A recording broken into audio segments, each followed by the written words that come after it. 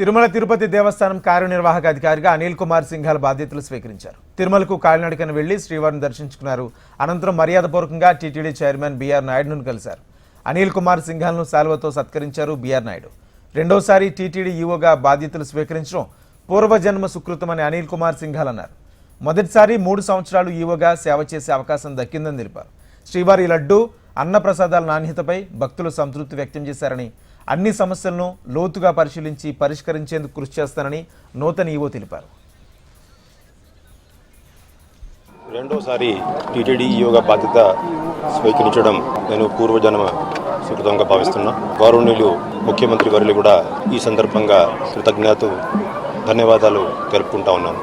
ఎందుకంటే స్వామివారి సేవ చేయడం, స్వామివారి భక్తులు సేవ చేయడం, ఎటువంటి అవకాశం లభించడం అది ఏ అధికారి అయినా చాలా గొప్పగా భావిస్తారు. అటువంటి పరిస్థితుల్లో మొట్టమొదటిసారి మే 2017 నుంచి అక్టోబర్ 2020 దాదాపు 3 సంవత్సరాలు 5 నెలల పాటు అవకాశం స్వామివారు కల్పించారు. మరి 5 సంవత్సరాల తర్వాత రెండోసారి టీటీడీగా రావడం, మధ్యలో కూడా ప్రిన్సిపల్ సెక్రటరీ అండ్ గవర్నమెంట్స్గా టీటీడీ బోర్డు సభ్యునిగా కూడా పనిచేయడం జరిగింది.